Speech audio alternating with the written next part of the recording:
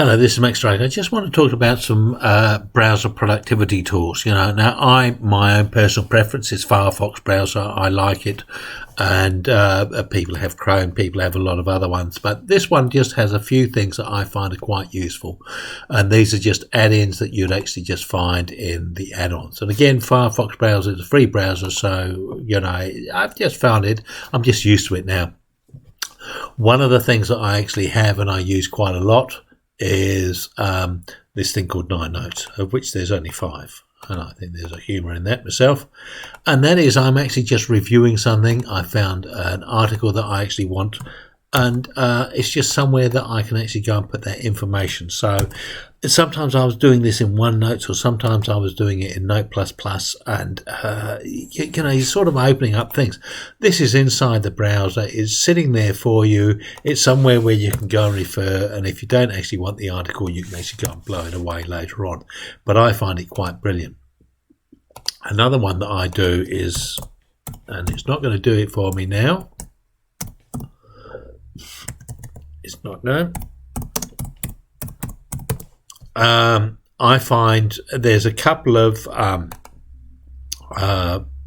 sites that I go to, and they get right naffy with me for having my ad blocker on. And they actually start blocking in the middle of the screen and suddenly saying, we get our money from advertising, can you please unblock your ad blocker? One of the things that you can use there is you can show open sidebar view. And I'm actually just going to go and usually there's a thing here where you can open it in the side view. And when you actually open it in the side view, you actually find that the ad blocker thing that comes through the whole screen, it doesn't actually occur. So it's quite useful. It's just not working at this particular point in time. But that's what I found. The third thing I want to mention is Page Memo. Now that's one of the things that I actually use. It sort of floats. It's a little floating memo that sits over the front of things. So let's just say I've got this article here and I found it really good. This one here is this little tab through here, and it says Page Memo, create a new memo, and then I can say this article is good for tech details for project X. And so I've got a thing, and it just sort of goes semi-invisible. But later on, let's just close that down there. If we come into here, you'll see it's got this floating through here, so you can go back and revisit that site, and it's almost like I've got a little memo about that site that I want to do. It's also good from the point of view of on my particular website is that I have an article or something, and something isn't quite right. I've sort of written the article, written it briefly, maybe got some spelling wrong, maybe got an image wrong or something like that. I can actually go into there and actually say this particular article here, and it really naps me off, and it's just something that I want to alter, or maybe I've actually got an update on something that I need to go back and actually do onto that. So I can actually go into Page Memo, create new note. Where's that? Create new note. Update with new info on product or whatever. Yeah, there's something that you've actually done. You need to do something about it. You can set it in that brain memo. Now it actually comes down, and that's something that you need to do. Update with new thing. So, and again, you close it down. You don't have to think about it. You can come back and revisit that later and go and do that. Again, you can actually do that. Save memos and things like that, and you can go. I think there's something in there that you can blow the thing away if you wanted to, or delete the memo. So that's quite a useful thing as well, that I just find is good reference. Another one that I've actually had a lot of trouble with is colors on images that I found. And it's just one of those things of you're trying to do something pretty. And I'm just going to go back to my website again, because I've got a couple of weird colors on there. And that is this just Colorzilla that will actually pick a color and I've got this odd colour, and trying to match that sometimes can be bloody frustrating. And it does that, and it will actually do a sample on that colour. And let's just go through here and do that colour there. And it will do a colour, and it copies the colour to the clipboard, so that when you go back there and do the colour, you found out what your colour is, that you can match it. So when you're actually doing something later on, you've got that colour that you want.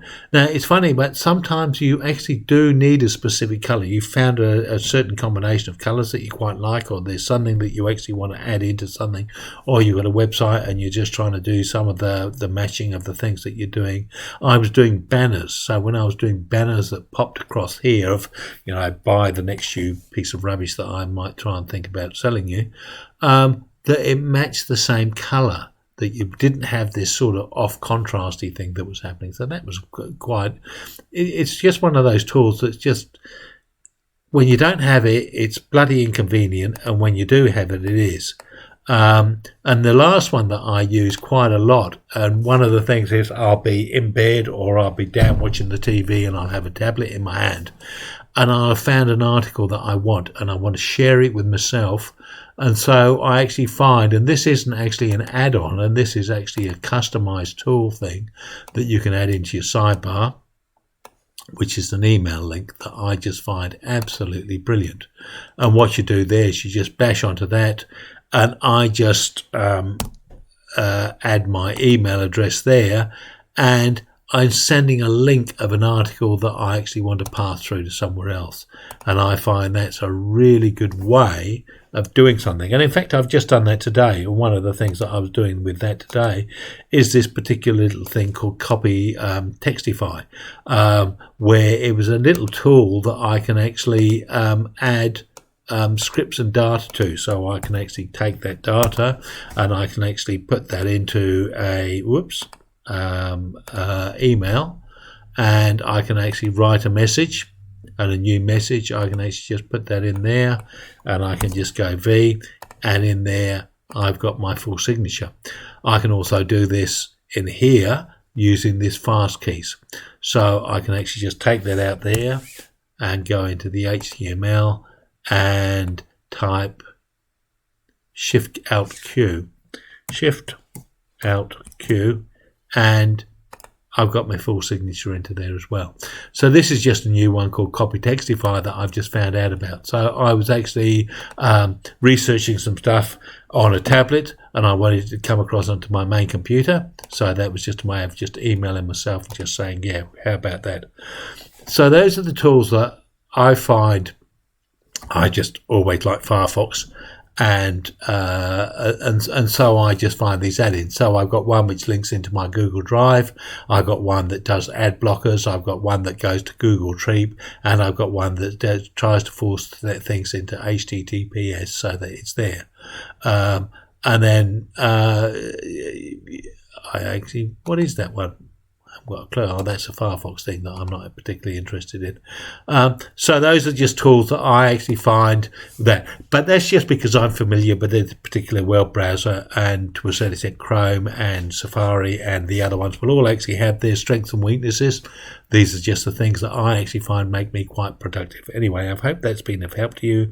If you find that it's been of interest, can you give it a thumbs up? Thank you very much indeed.